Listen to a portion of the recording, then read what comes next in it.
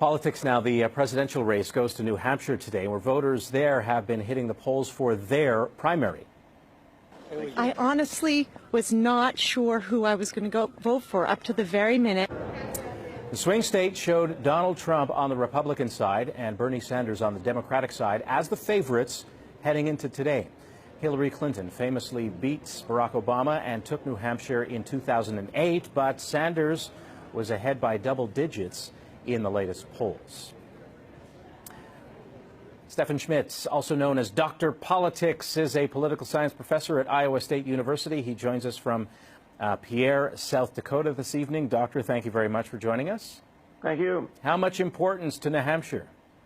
Oh, New Hampshire is crucial because it is make or break for some of the candidates. And, you know, Iowa kind of did its job, and now it's New Hampshire's turn to sort of do the second round. And we're going to see some fabulous results tonight. Now, when do you think most people in New Hampshire make up their minds? Is this something they decided months ago, weeks ago, or do they just decide right there in the box? You know, I'm a resident of New Hampshire. I go there in the summer. I have properties there. I know New Hampshireites very well. My family is from that area, and they wait and see who is going to deliver. And I think, you know, that's why it's so exciting, because the polls sometimes are not really that right, because people go in and decide, well, no, I'm not going to vote for that person. So we're going to see, I think, perhaps some interesting surprises. And this is a poll, or polls for a primary. Last week it was for a caucus. What is the difference between the two? Well, in New Hampshire, one big difference is that in New Hampshire, independents, no party people, can just walk into a polling place and say, I'm going to vote in the Republican or in the Democratic primary. So independents play a much, much bigger role. And also, of course, they vote by writing down on the ballot who they liked. And it is perhaps the results will be cleaner and quicker than in the caucuses, where people have to go at 7 o'clock and meet and separate themselves in the Democratic Party into preference groups and so on. So it's a quicker process, more friendly for people who work or you know, want to choose the time when they actually cast their ballot. Now, there are still a lot of people in the Republican side of this contest. When do we start seeing the herd being thinned out a little?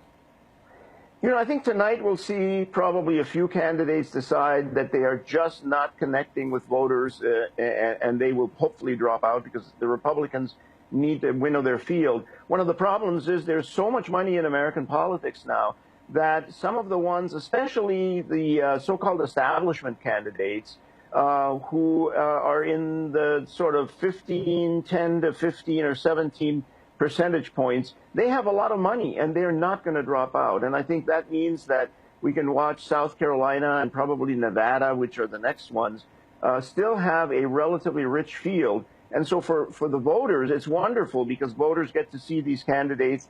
The field is not shrunk down and eliminated so early. For both parties, Iowa was a complete surprise.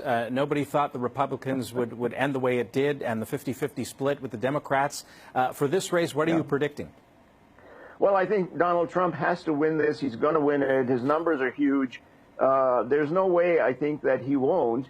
But the interesting thing will be who comes in second, because, of course, Marco Rubio got a huge boost in Iowa. He did very well coming in third. And we'll see if he does well in New Hampshire. Of course, Hillary Clinton's numbers in New Hampshire are what we're really watching on the Democratic side. She should not lose by enormous numbers because she has invested huge amounts of money, is well known, and New Hampshire has been nice to the Clintons before. So I'm going to watch very carefully to see by how much Bernie Sanders wins.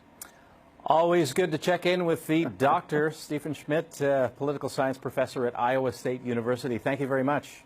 Thank you.